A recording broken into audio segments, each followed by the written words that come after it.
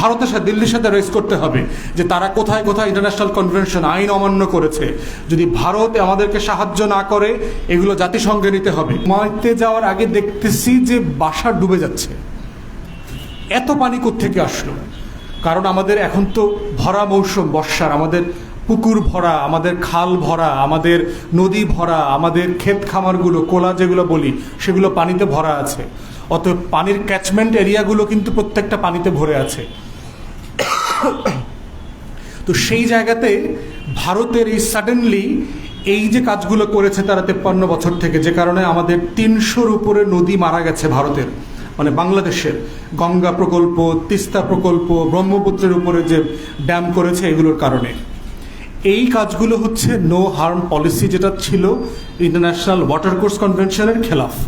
ভারত এখানে দ্বিতীয়ভাবে আইন অমান্য করেছে। ভারত যেটা তৃতীয় অন্যায় করেছে সেটা হচ্ছে এই ওয়াটার কোর্স গাইডলাইনে বলে দেওয়া আছে ডিউ ডিলিজেন্সের কথা। আপনি যদি কোনো ড্যাম অথবা ব্যারেজের পানি ছেড়ে দেন, খুলে দেন, তাহলে যারা ভাটির দেশে আছে তাদেরকে জানাতে হবে এবং আপনাকে রিয়েল টাইম তথ্য শেয়ার করতে হবে। 5টার সময়, 6টার সময়, 6:30টায়, 9টায়, 10টায়, ঘন্টায় ঘন্টায় আপনাকে এটা করতে হবে। এটার জন্য একটা কিন্তু জয়েন্ট রিভার কমিশন আছে বাংলাদেশে। আমাদের বাংলাদেশের যে দুর্যোগ ব্যবস্থাপনা, নদী ব্যবস্থাপনা মন্ত্রণালয়ের সাথে ভারতেরও কিন্তু এমওইউ করা আছে। তারা রিয়েল টাইমে আমাদের সাথে যে মেথডে, যে তথ্য যেভাবে শেয়ার করবার কথা ছিল সেটা তারা করেন নাই।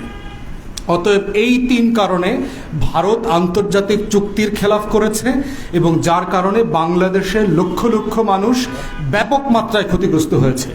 ভারত যদি ড্যাম এবং এই মহারানী ব্যারেজ এগুলো যদি নাও খুলে দিত, তারপর বাংলাদেশে বন্যা হতো। কিন্তু এই লেভেলের ক্ষতি, এই যেভাবে ডুবে গেছে, ঘরবাড়ি তলিয়ে গেছে, এবং এত অল্প সময়ের ভিতরে এই পরিমাণ ক্ষতিটা হতো না।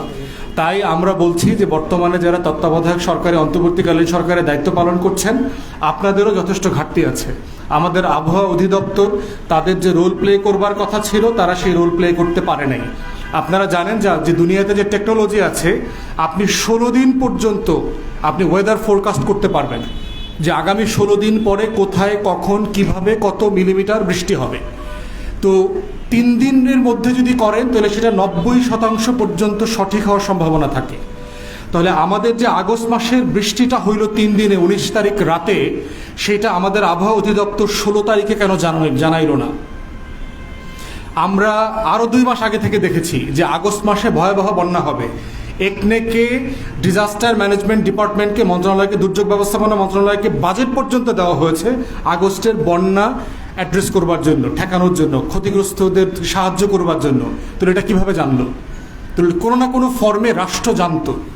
তাহলে আমাদের আবহাওয়া অধিদপ্তর মিজারেবলি ফেল করেছে এই ওয়েদার ফোরকাস্ট করবার জন্য। আমাদের যারা রেলেভেন্ট উপদেষ্টারা আছেন তাদেরকে আমরা বলবো যে ইমিডিয়েটলি একটা ইনভেস্টিগেশন কমিটি করেন যে কোন লেভেলে ক্ষতি হয়েছে এবং কেন হয়েছে, কারা কারা দায়ী। আপনাদের মন্ত্রণালয়ের কোনো ব্যর্থতা আছে কিনা, আপনাদের যারা সচিব আছে, যারা গত রেজিমে 2 মাস আগে দায়িত্ব পালন করেছে, একনেকের মিটিংয়ে ছিল, একনেকের মিনিটস মোতাবেক সে এজেন্ডা সে করে নাই কেন, এনফোর্স করে নাই কেন, দায়িত্ব নিয়ে সে কাজ কেন করে নাই, তাকে জবাবদিহিতার আওতায় আনতে হবে। আবহাওয়া অধিদপ্তরের যারা উচ্চপদস্থ কর্মকর্তা আছে, যারা দায়িত্ব পালন করতে ব্যর্থ হয়েছে, তাদেরকে দৃষ্টান্তমূলক শাস্তি দিতে হবে।